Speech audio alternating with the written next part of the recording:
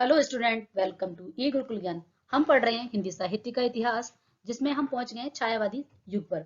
छायावादी युग में आज हमारा पार्ट 9 है। लगभग 500 प्रश्न छायावादी युग में लिए गए हैं। और अगर ओवरऑल देखेंगे तो 31 पार्ट हमने आज हम कवर करेंगे। 30 पार्ट इससे पहले हमने कवर कर लिए हैं। अगर आपने वो नहीं देखे हैं तो आप डिस्क्रिप्शन बॉक्स में उसके लिंक दिए हुए हैं, प्लेलिस्ट में जाकर भी चेक कर सकते हैं। वहां से आप पहले पुराने वीडियो पढ़ लीजिए, जिससे आप एक सीक्वेंस में तैयारी करेंगे तो आपको पता रहेगा कि पहले आदिकाल, भक्तिकाल, रीतिकाल और उसके बाद आधुनिक काल पढ़ेंगे। इस तरीके से पढ़ेंगे। एक होता है ना मैनेजमेंट, किसी भी तरीके कोई भी काम करना है तो मैनेजमेंट बहुत जरूरी है। तो इस तरीके से सीक्वेंस से पढ़ेंगे तो आपके लिए ज्यादा बेनिफिट रहेगा, आपको समझ में ज्यादा आएगा और एक आपको तैयारी पता रहेगी कि मेरा कौन सा भाग कंप्लीट हो गया, मुझे किस भाग पर काम करना है। ठीक है, तो बिना टाइम वेस्ट हुए बढ़ते हैं अपने क्वेश्चंस की तरफ। आज की सीरीज में देखते हैं। अगर आप प्रश्नों को देखेंगे तो बहुत ही महत्वपूर्ण प्रश्नों का संग्रह इसमें किया गया है। अगर आप DSSB, KBS, NBS या किसी भी स्टेट से हिंदी से TJT PGT की तैयारी कर रहे हैं या LT-लेट की तैयारी कर रहे हैं तो ये महत्वपूर्ण सीरीज आपके लिए ही है। इसमें इतने महत्वपूर्ण प्रश्नों का संग्रह किया गया, एक तरीके से आप समझ लीजिए खजाना है आपके लिए। अगर आप इनको कर लेते हैं या आप इससे आपको अपना आइडिया लग जाएगा कि मुझे मेरी तैयारी कितनी है, कितने पानी में हूं मैं, है ना, जैसे बोलते हैं ना कि आपको आप आइडिया लग जाएगा। और अगर आप इन प्रश्नों को तैयार कर लेते हैं तो आपको परीक्षा में ये बहुत ही ज्यादा हेल्प करेंगे। परीक्षा के समय कई बार हमारा मन जो है ना बहुत ज्यादा दुविधा में हो जाता है। कभी हम कुछ सोचने लगते हैं, कभी किसी को फॉलो करते हैं, कभी कुछ इस तरीके से। तो आज मैं आपको एक छोटी सी कहानी के माध्यम से बताती हूँ कि हमें कैसे सक्सेसफुल होना है, कैसे हमें परीक्षा में सफलता हासिल करनी है। उसके बारे में छोटी सी कहानी के माध्यम से आपको बताना चाहूंगी कि एक बार एक टीचर ने अपने फेवरेट टॉपर स्टूडेंट से बोला कि बताइए, इस बार वो टॉपर फिर से आया और उससे बोला कि मैंने तुम्हें कौन सा सीक्रेट बताया है। वो चलो बताइए, जरा सबको बताइए वो मंत्र जो मैंने तुम्हें सीक्रेट होने के लिए बताया, मतलब सक्सेसफुल होने के लिए बताया, वो सीक्रेट मंत्र सबको बताओ। बच्चे ने बोला यस सर। किसी भी सक्सेसफुल, अगर किसी को भी सक्सेसफुल होना है तो उसके लिए सबसे ज्यादा जरूरी क्या है? डिजायर। डिजायर की पावर, जो डिजायर की पावर है ना, उसके लिए एक गोल सेट करो, हर वक्त उसके बारे में सोचो और एक्शन लो। बर्निंग डिजायर से कुछ भी पाना पॉसिबल है। मतलब क्या स्टूडेंट ने बोला कि अगर आप एक बर्निंग डिजायर रखते हो तो आप कुछ भी पा सकते हो। तो मतलब कुछ भी पाना पॉसिबल है। पीछे से बैठा हुआ एक स्टूडेंट जो हमेशा से बैक बेंचर्स होते हैं, उन्होंने, इसमें से बच्चा है जिसका नाम है क्रिस, वो बोलता है कि नहीं, बिल्कुल गलत है। तो टीचर ने गुस्से में बोला, कैसे गलत है, क्या मतलब है तुम्हारा? इस तरीके से टीचर ने गुस्से में उससे बोला। तो वो उस बच्चे ने क्या बोला, उसकी भाई और बहनों, अपनी क्लास के बच्चों से उसने बोला कि टॉपर की जो अभी इंफॉर्मेशन दी गई है वो आधी अधूरी है। डिजायर से ज्यादा जरूरी है एक पावरफुल शक्ति और भी है जो तुम्हें 100% सफलता दिला सकती है। एक बार साइंटिस्ट जो होते हैं ना, उन्होंने रिसर्च किया और रिसर्च के दौरान क्या किया, एक चूहे, भूखे चूहे को, ठीक है, मशीन से उसकी पूंछ को स्प्रिंग के माध्यम से बांध दिया गया और फिर एक लीड लगाकर, ठीक है, उसमें से खाने की स्मेल को छोड़ा गया। तो चूहे ने क्या किया, जोर लगाया।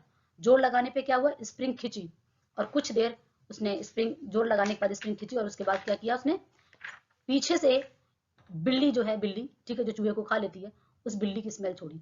तो चूहे ने इस बार दुगनी शक्ति के साथ जोर लगाया। तो इसका क्या मतलब है कि जब भी हमें अपना गोल जो हमने डिसाइड कर रखा है, डिजायर जो है, उसके साथ साथ हमें अपने सपने को खोने का डर भी होना चाहिए। ये है सबसे सीक्रेट पावरफुल मंत्रा सक्सेसफुल होने के लिए। आई होप सबको समझ में आ गया होगा कि सक्सेसफुल होने के लिए डिजायर के साथ साथ हमें उसका खोने का डर भी होना चाहिए कि अगर ये जॉब मेरे हाथ से चली गई या अगर ये स्थिति मैंने यहाँ इसको नहीं पाया तो क्या होगा। जब तक वो डर हमारे साथ नहीं होगा तब तक हम सफल नहीं हो पाएंगे।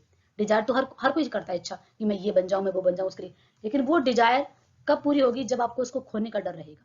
ठीक है, तब आप उस पर और ज्यादा काम करेंगे, आप किसी भी परिस्थिति में उसको पाने की कोशिश करेंगे। बढ़ते हैं अपने क्वेश्चंस की तरफ। इसमें लगभग हमने 428 क्वेश्चंस को कवर कर लिया है। आज बाकी के बचे हुए क्वेश्चंस को कवर करेंगे और आज हमारा छायावादी युग जो है कंप्लीट हो जाएगा। कमिंग क्लास में हम पढ़ेंगे प्रगतिवादी युग को। अगर वीडियो आप पहली बार देख रहे हैं तो चैनल को लाइक कर दें, अपने दोस्तों के साथ सब्सक्राइब, दोस्तों के साथ शेयर भी कर दें और चैनल को सब्सक्राइब कर लें, जिससे अपकमिंग जितनी भी वीडियो है आप तक पहुंच सके। तो बढ़ते हैं क्वेश्चंस की तरफ। गाली और बुढ़ापा निबंधों के रचनाकार कौन है? क्वेश्चंस को देखना है। मैंने आपको कई बार बताया कि कई बार क्वेश्चंस में ही में आंसर मिल जाते हैं, कुछ ट्रिक के साथ, कुछ इस तरीके से पढ़ेंगे जो हमें एक ही बार में या दो बार में हमें याद हो जाए क्वेश्चन। यहाँ पर क्या दिया है, गाली। आप देखेंगे गाली अक्सर कौन देता है, जो उग्र लोग होते हैं। ठीक है, आप इस तरीके थोड़ा सा पकड़िए। गाली, जो उग्र लोग होते हैं वो गाली देते हैं और बूढ़े लोगों को भी नहीं छोड़ते हैं, जो सीनियर सिटीजन होते हैं उनको भी नहीं छोड़ते हैं, उनको भी वो गाली दे देते हैं। कौन? उग्र लोग। तो पांडे बेचन शर्मा का। अब फिर से यहाँ पर ध्यान से दीजिए, देखिएगा, एक प्रश्न मिल जाता है कई बार, गाली और बुढ़ापा पूछा जाएगा, विधा कौन सी है, तो निबंध है। ठीक है, निबंध है। इसके रचनाकार कौन है? पांडे बच्चन शर्मा उग्र। आप अपने भी आंसर टिक लगाते जाइए और कमेंट सेक्शन में लिख के बताइए कि आपके आज के कितने क्वेश्चन सही गए हैं। नेक्स्ट प्रश्न है, ठलुआ क्लब किसका निबंध संग्रह है? ठलुआ क्लब, अब कोई व्यक्ति है जो ठलुआ बैठा हुआ है, जिसके पास कोई काम नहीं, नौकरी नहीं है, तो किसी ने बोला अरे ठलुआ क्यों बैठा है, गुलाब गुलाब का कोई बाग ही लगा ले, पेड़ ही लगा ले, क्योंकि गुलाब तो खुशबू बहुत अच्छी देते हैं। तो किसी व्यक्ति ने क्या बोला, ठलुआ क्यों बैठा है, गुलाब ही लगा ले। ठीक है, तो ये किसका है? गुलाब राय। गुलाब के पौधे में बहुत सुंदर सुंदर आजकल तो इतनी वैरायटी आ गई अलग अलग कलर के। तो किसी ने बोला ठलुआ क्यों बैठा है, गुलाब ही लगा ले। गुलाब राय का है ठलुआ क्लब। नेक्स्ट है सुमित्रा नंदन पंत। सुमित्रा नंदन पंत एक लेखक ही है, ठीक है, लेकिन साथ साथ इसी नाम से किस आलोचनात्मक ग्रंथ लिखा है? किसने लिखा है? कि सुमित्रा नंदन पंत नाम का आलोचनात्मक ग्रंथ लिखा है। आपको बताना है आंसर, ठीक है, आपको अपना आंसर टिक लगाना है। आचार्य शुक्ल, डॉक्टर नगेंद्र, नंदुलारे वाजपेयी, ठीक है, या फिर शांतप्रिय द्विवेदी। कौन सा आंसर करेक्ट है आपको बताना है। तो ये कौन है? डॉक्टर नगेंद्र। नेक्स्ट है हमारा पंत और पल्लव किसकी रचना है? पंत और पल्लव किसकी रचना है आपको बताना है। तो ये किसकी है? निराला जी की। नेक्स्ट है साहित्य की आलोचनात्मक, ये साहित्य की रचना का नाम है, साहित्य की आलोचनात्मक रचना। ये कैसी रचना है? यहां से पूछा जा सकता है, विधा क्या है? आलोचनात्मक ग्रंथ है, ठीक है। ये पूछा गया है कि किसकी रचना है, शांतप्रिय द्विवेदी, धीरेन्द्र वर्मा, महादेव वर्मा या फिर निराला। तो अपना आंसर आपको बताना है कि इसका आंसर क्या है। तो ये है शांतप्रिय द्विवेदी। जो शांत होगा, जिसको शांति पसंद होगी, वही साहित्य लिख सकता है। साहित्य, साहित्य मतलब बहुत ही ज्यादा कह सकते हो अपना, साहित्य सबका साथ, ठीक है, जो शांत रहेगा वही साहित्य लिख सकता है। नेक्स्ट प्रश्न है मुझ में देव जीवन का विकास, बहुत ही इंपॉर्टेंट रचना है मुझ में देव जीवन का विकास। इसमें दो प्रश्न मिलते हैं। सबसे पहले तो ये क्या है, अगर पूछा जाए आत्मकथा, विधा के रूप में क्या है? आत्मकथा। लेकिन ये है किसकी? मुझ में देव जीवन का विकास, आत्मकथा के लेखक कौन है? देखो इसके लेखक कौन है? सत्यानंद सॉरी, सत्यानंद। जब सत्य का आनंद हम लेने लगते हैं तो ऐसा लगता है कि मुझ में देव जीवन का विकास हो रहा है।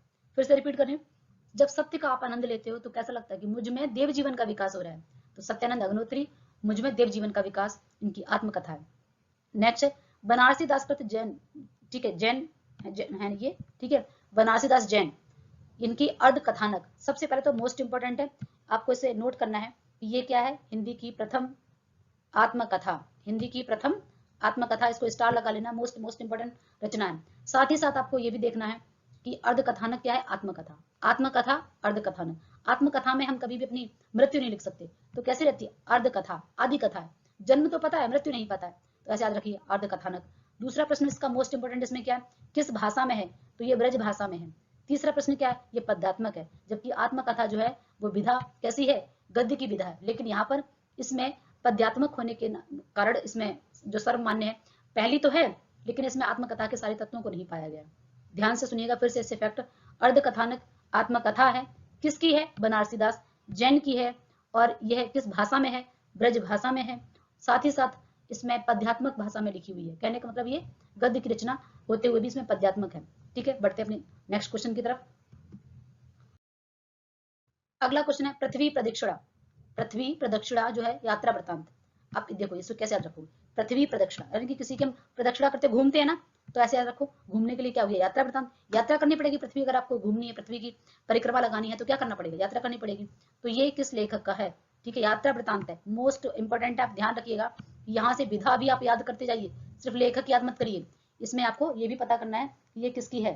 तो ये किसकी है? शिव प्रसाद। ठीक है, भगवान शिव जो है, अगर आप भाई पृथ्वी की पूरी परिक्रमा करना, तो इंसान शिव जी के आप भक्त होगे तो ही आप ऐसा कर सकते हो। शिव प्रसाद, शिव का अगर प्रसाद मिल जाए तो आप पूरी पृथ्वी की परिक्रमा लगा सकते हो, ठीक है, यात्रा करके। चलो आगे बढ़ते हैं। रमा रेखा चित्र के लेखक या लेखिका कौन है? रामा जो है वो आपको बताना है। तो ये किसकी है? ये है आपके महादेवी वर्मा जी की। नेक्स्ट है किस पत्रिका का आत्मकथानक, किस पत्रिका का आत्मकथानक अपना ऐतिहासिक महत्व रखता है? कि उसका जो कथानक है इसका, वो अपना ही ऐतिहासिक महत्व रखता है। कौन सी पत्रिका है ऐसी? वो हंस है, सरस्वती है, मर्यादा है, या फिर माधुरी है? तो ये कौन सी है? हंस। हंस का अपना ही एक, ठीक है, स्वभाव होता है। ठीक है, अगला मेरी आत्म कहानी, ये भी मोस्ट इंपोर्टेंट है। हिंदी की पहली रचना। अभी हमने अर्ध कथानक बनारसी दास जैन की आत्मकथा पढ़ी है, लेकिन वो पहली है, साथ ही साथ अब वो ब्रज भाषा में हिंदी की, ठीक है, पहली आत्मकथा क्यों मानी गई है? मैंने आपको बताया क्योंकि उसमें पद्यात्मक है, वो गद्य की रचना होते हुए भी पद्यात्मक है, इसीलिए उसमें आत्मकथा के तत्वों से परिपूर्ण नहीं है। लेकिन मेरी आत्म कहानी जो है वो परिपूर्ण है। ये आपको बतानी है किसकी है। आपको बतानी है ये किसकी है, तो ये श्याम सुंदर दास जी की। अब इसे कैसे याद रखेंगे, मेरी आत्मकथा, ठीक है, आत्मकथा, मेरी आत्मकथा, श्याम सुंदर दास, ठीक है। श्याम सुंदर जो है, ठीक है, हम अपनी आत्मकथा नहीं कि बोल सकते, हम तो श्याम सुंदर को मानते हैं, तो इस तरीके से श्याम सुंदर दास की है।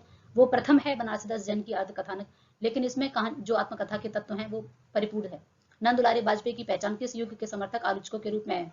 नंद दुलारे वाजपेयी आपको बताने भक्ति काल के तो है नहीं, ठीक है, प्रयोगवाद, द्विवेदीवाद या छायावादी, तो हम कौन सा पढ़ रहे हैं, छायावादी। नेक्स्ट है, आपको बताना है किस आलोचक ने प्रसाद के काव्यों में मानवीय भूमि, निराला के काव्य में बुद्धि तत्व तथा पंत के काव्य में कल्पना, ध्यान से सुनिएगा, किस आलोचक ने ये बोला, जयशंकर प्रसाद जो है उनमें मानवीय भूमि है उनके काव्यों में, निराला जी के में बुद्धि की बात की है, और सुमित्रानंद पंत के काव्य में क्या बताया गया, कल्पना की प्रधानता है। किस आलोचक ने ऐसा माना है, आपको बताना है, ठीक है, तो ये कौन है, डॉक्टर नगेंद्र ने। नेक्स्ट है, तुलसी को लोक मंगल, ये बहुत बहुत इंपॉर्टेंट है क्वेश्चंस, आप देखेंगे डीएसएसबी के पेपर में या फिर किसी भी, ये इतना इंपॉर्टेंट है बहुत ज्यादा। तुलसीदास को लोक मंगल का सूर्य को जीवनोत्सव, ठीक है, जीवनोत्सव का ठीक है, जायसी को प्रेम की प्रीति, यहाँ फिर से उसी तरीके, तुलसी को तो लोक मंगल कहा गया, ठीक है, सूरदास को जीवनोत्सव कहा गया, जायसी को प्रेम की प्रीत कहा गया। कभी किस आलोचक ने कहा, दोनों ही एक ही पैटर्न पे क्वेश्चन पूछे गए हैं, आपको बताना है, हजारी प्रसाद द्विवेदी, आचार्य शुक्ल, ठीक है, या फिर आपको डॉक्टर नगेंद्र या रामविलास शर्मा, तो ये कौन है, आचार्य शुक्ल जी ने बताया। हिंदी साहित्य 20वीं शताब्दी, यहाँ पर एक रचना है ये, हिंदी साहित्य 20वीं शताब्दी की रचनाकार आपको बताना है कौन है, तो ये कौन है, आपके नंदुलारे वाजपेयी जी हैं, ठीक है, या फिर आगे हैं धीरेन्द्र वर्मा है, रमेश बख्शी हैं, तो ये नंदुलारे वाजपेयी जी हैं। नेक्स्ट है, रहस्यवाद की तुलना कनकॉय से किस आलोचक ने की है, मुक्तिबोध ने, अज्ञे ने, आचार्य रामचंद्र शुक्ल ने या नंदुलारे वाजपेयी ने, आपको बताना है कि आपका आंसर क्या है, तो ये कौन है, नंदुलारे वाजपेयी जी। नेक्स्ट है, किस आलोचक ने छायावाद का संबंध 20वीं शताब्दी की वैज्ञानिक और भौतिक प्रगति से जोड़ा है, किस आलोचक ने छायावाद को 20वीं शताब्दी, ठीक है, की वैज्ञानिक और भौतिक प्रगति से बताया है, इनमें से कौन है वो, तो ये है आपके नंदुलारे वाजपेयी जी। नेक्स्ट है, साकेत को जीवन, ये मोस्ट इंपोर्टेंट प्रश्न है, कई बार परीक्षा में आया हुआ है, यही पहला प्रश्न तो आपके प्रश्न में ही प्रश्न है, साकेत को क्या कहा गया, जीवनवादी काव्य कहा गया, क्या कहा गया, जीवनवादी काव्य। अब ये किसने बोला है, ये आपको बताना है, तो ये मैथिली शरण गुप्त जी ने बोला है। नेक्स्ट, डॉक्टर नगेंद्र ने किस युग को स्थूल के प्रति सूक्ष्म का विद्रोह, ये भी मोस्ट इस आप डबल स्टार कर लीजिए, इतना इंपॉर्टेंट प्रश्न है ये, आए दिन आपको किसी न किसी परीक्षा में मिलता है। ये क्वेश्चन क्या पूछा था, स्थूल के प्रति सूक्ष्म का विद्रोह, ठीक है, किसने कहा है, पहला तो प्रश्न यही बन गया, किसने कहा है, डॉक्टर नगेंद्र ने कहा है, ठीक है। अब डॉक्टर नगेंद्र ने किस युग के बारे में बोला है, तो ये छायावाद युग के बारे में बोला, तो एक साथ आपके दो प्रश्न कवर हो रहे हैं, यहाँ पर भी और यहाँ पर भी, आप देखेंगे दो दो प्रश्न कवर हो रहे हैं। प्रगतिशील लेखक संघ की स्थापना, प्रगतिशील लेखक संघ की स्थापना कब हुई थी, 1936 में। अगला, मेरा आगमन हिंदी के छायावादी कवि प्रसाद निराला पंत और कविता के विवेचक के रूप में हुआ है, ये कथन किसका है, स्वकथन, स्वयं ही कहा है उन्होंने, किसने कहा ऐसा कि मेरा जो है एक तरीके से आगमन, मैं आया हूँ, ठीक है, छायावादी कवि प्रसाद निराला पंत की कविताओं का विवेचक रूप में, ठीक है, ये ऐसी बात अपने बारे में किसने बोली है, आपको बताना है, नंद दुलारे वाजपेयी जी ने, क्योंकि आलोचक के रूप में इन्होंने प्रसाद पंत निराला सबकी रचनाओं का आलोचनात्मक अध्ययन किया है, आलोचनाएं लिखी हुई है। नेक्स्ट है, प्रगतिशील लेखक संघ की प्रथम बैठक कहाँ हुई थी, आपको बताना है, प्रगतिशील, तो ये कहाँ पे हुई थी, लखनऊ में। नेक्स्ट है, प्रगतिशील लेखक संघ की प्रथम अधिवेशन की अध्यक्षता किसने की है, ये मोस्ट इंपोर्टेंट है, तीनों प्रश्न एक दूसरे से जुड़े हुए। प्रगतिशील संघ की जो स्थापना कब 1936 में, कहाँ पर हुई थी, लखनऊ में, और इसके प्रथम अध्यक्षता किसने की थी, मुंशी प्रेमचंद जी ने की थी। नेक्स्ट, हमें सुंदरता की कसौटी बदलनी चाहिए, सुंदरता की कसौटी है, हमें बदलनी चाहिए, यह बात किस आलोचक ने बोली है, ठीक है, किसने बोला, ये कथन किसका, सॉरी आलोचक ने, ये किसने बोला, प्रेमचंद ने बोला। यह है प्रकृतिवाद से आज तक, ये आपके छायावादी युग में ही आप देखेंगे प्रकृतिवादी के बारे में, छायावादी जो कवि हैं उन्होंने ज्यादातर आप देखेंगे रहस्यवाद और प्रकृति, रहस्य प्रकृति के बारे में, तो वहीं से छायावाद के अंदर ही टॉपिक है, ये प्रगतिवादी नहीं है, प्रकृतिवाद।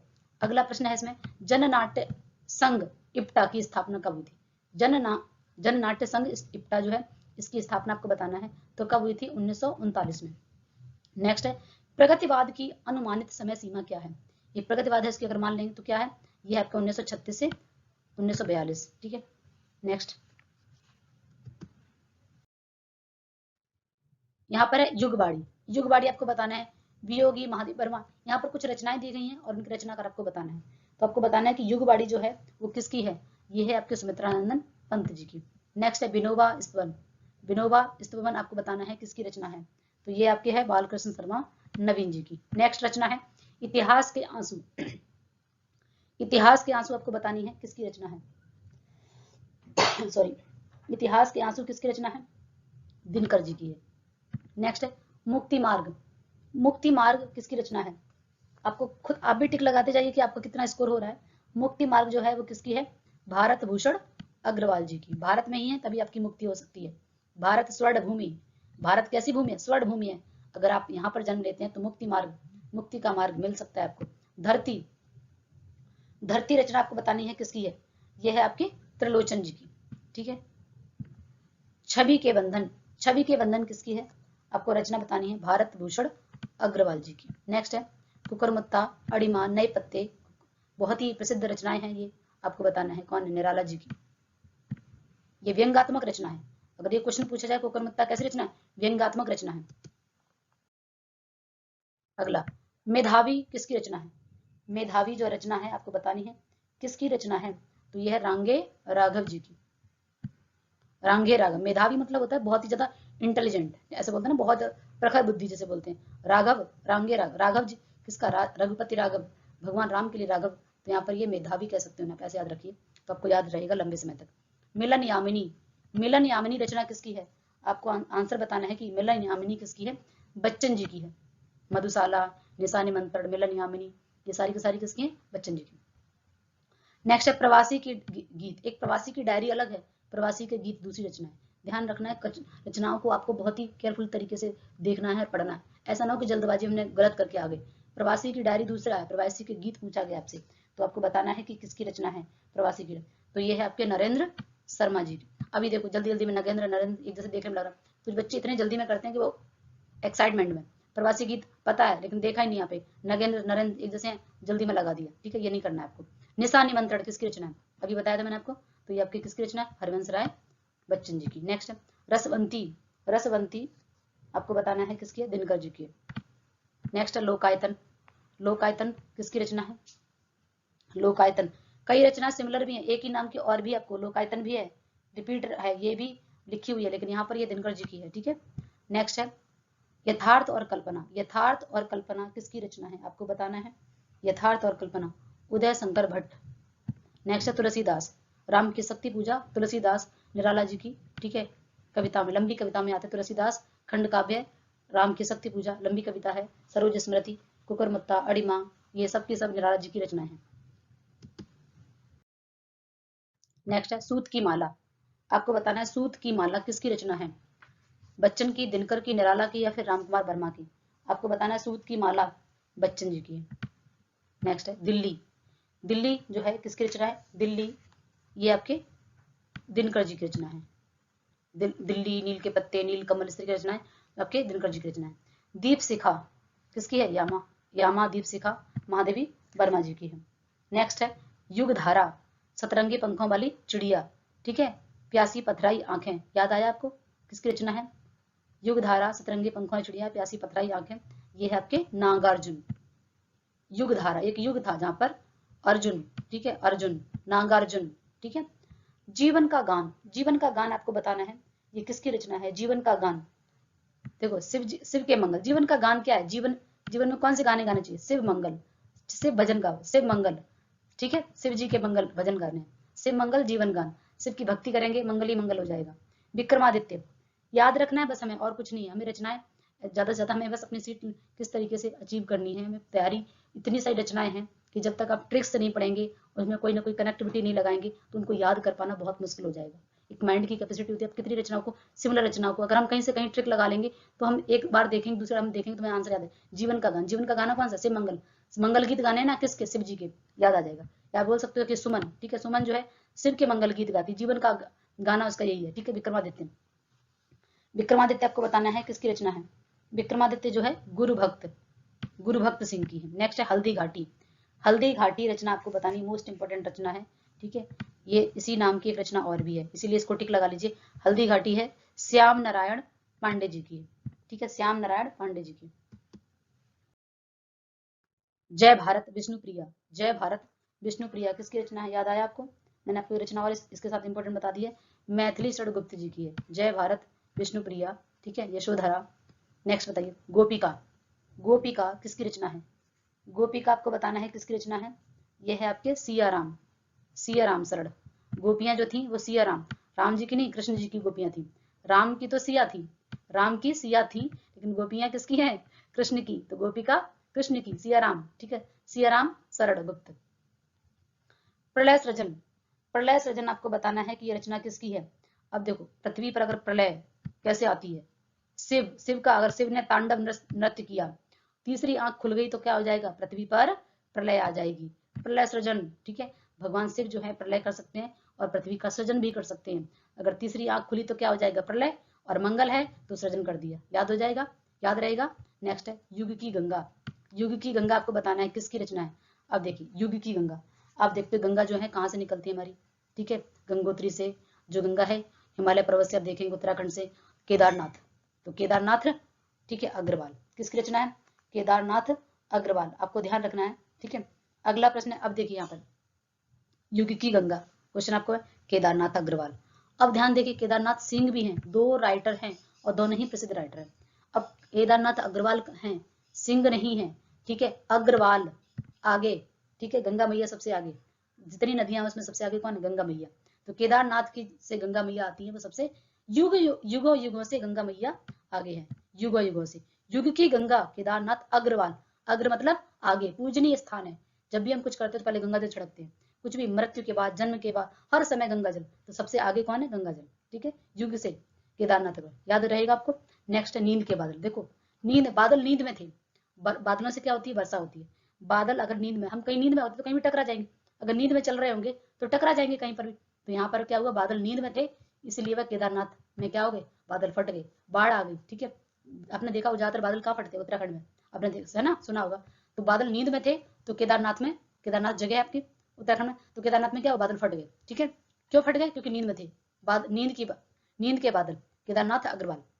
अड़िमा, नए पत्ते, कुकुरमुत्ता, अभी जस्ट मैंने आपको बताया, ठीक है। तुलसीदास, राम की शक्ति पूजा, मोस्ट मोस्ट इंपॉर्टेंट रचना है, आपको निराला की सारी रचना को रटना है, रटना है, आप समझ लीजिए, ठीक है। अगला क्वेश्चन है सतरंगी पंखों, सतरंगिनी, सतरंगी पंखों वाली अलग है, सतरंगिनी है ये, सतरंगिनी रचना किसकी है, आपको बताना है अपना आंसर। तो ये है आपके बच्चन जी की। नेक्स्ट है रजत शिखर, रजत शिखर रचना किसकी है, सुमित्रानंदन पंत जी की।